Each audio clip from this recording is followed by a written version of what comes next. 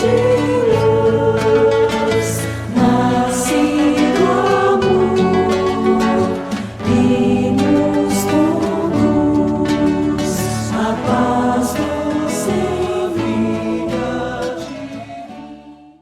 Vamos para 375. Qual é a situação do espírito na loucura? Nossa Senhora, qual é a situação do espírito na loucura? Vamos ver, a resposta é grande, viu, gente? O espírito, quando em liberdade, recebe diretamente suas impressões e exerce diretamente a sua ação sobre a matéria, mas encarnado, encontra-se em condições totalmente diferentes e na contingência de não fazer senão com a ajuda dos órgãos especiais. Que uma parte ou conjunto desses órgãos sejam alterados e a sua ação ou as suas impressões, no que respeita a esses órgãos, ficam interrompidos. Se ele perde os olhos, fica cego, sem os ouvidos, fica surdo, etc. Imagina agora se os órgãos que presidem nos efeitos da inteligência e da vontade for parcial ou inteiramente atacado ou modificado. É fácil de será compreender que o espírito, só tendo então o seu serviço algo incompleto ou alterado, deve entrar numa perturbação de que, por si mesmo e no seu fórum íntimo, tem perfeita consciência, mas cujo curso já não pode deter. Eu acho que é isso que você está explicando, e essa foi muito bem colocada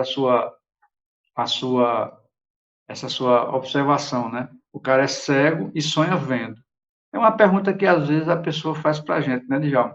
O cego, quando está em estado de vigília, quando ele se liberta do corpo, quando ele sai do corpo à noite, toda noite a gente sai, ele vê. Acho que é mais ou menos respondendo essa pergunta seguinte aí, né, Djalma? O que é interessante aqui vai depender muito do grau do espírito, não é? Do grau de entendimento e noção do espírito em pauta. Ele pode, no caso de Mileco, do grande médium Antônio Mileco, adquirir a visão. Ele tinha consciência disso. O corpo era deficitário. Da mesma maneira, o paralítico, aquele que está impossibilitado de andar.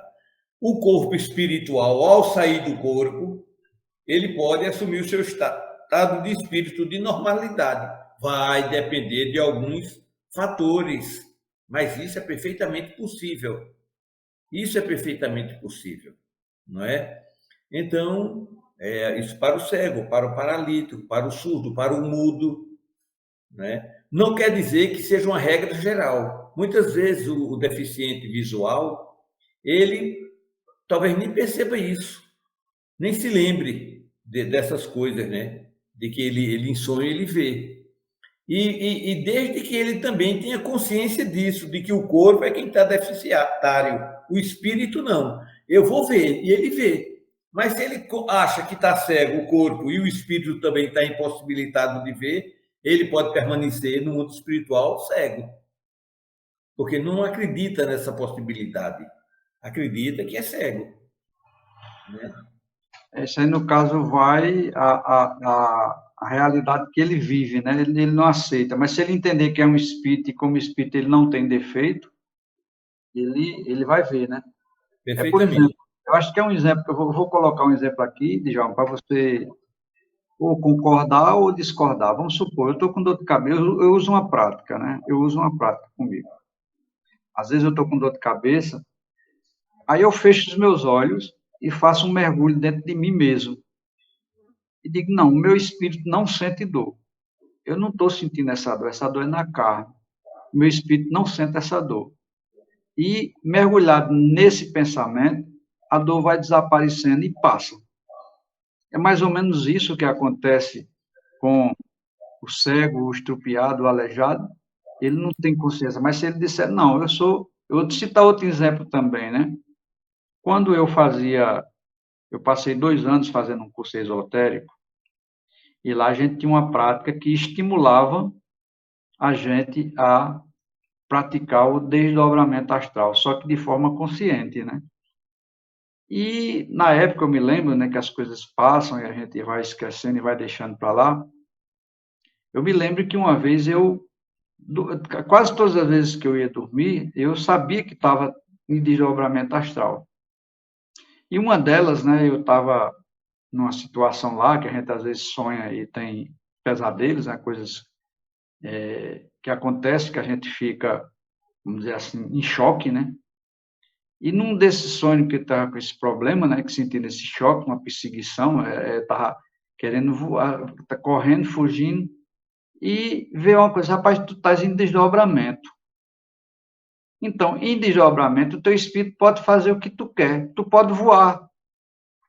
Aí eu estou em desdobramento, então eu posso voar. E aí eu arcei voo, fiquei voando alto, e aquela ameaça que estava na Terra não chegou a me alcançar. E disse, então, como espírito também, tu pode ir onde quiser. E eu me lembro que eu ia a um canto, ia a outro, passei no mar, né? Numa praia, né? E fiquei observando de cima tudinho, e nisso eu me acordo. Então, esses dois exemplos, acho que faz uma boa explicação, não é, do que o espírito, ele pode acontecer com você, depende da realidade de cada um. Depende da evolução de cada um, depende da conscientização de cada um. Eu acho que esses dois exemplos caem bem, não cai, Djalma? Cai muito bem, muito bem. Isso é possível, né? Isso é perfeitamente possível.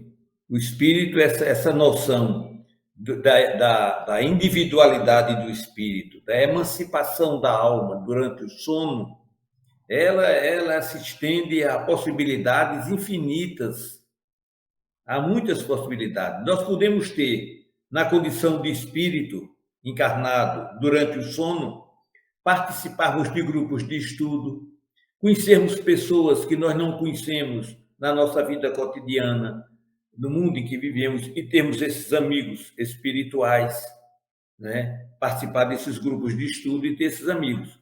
Mas essas deficiências do corpo físico, elas são do corpo físico, que podem, de alguma forma, afetar o espírito. Mas se ele tem consciência do poder de sua mente, que sua mente é algo extraordinário, e é apenas o corpo quem está com a deficiência naquele órgão, ou transitória, uma deficiência transitória, ele, na condição de espírito, pode emancipar-se. Vai depender do seu conhecimento, da sua vontade, da sua força de vontade, da sua autodisciplina. Mas isso é perfeitamente possível, segundo a doutrina, não é? Você já está...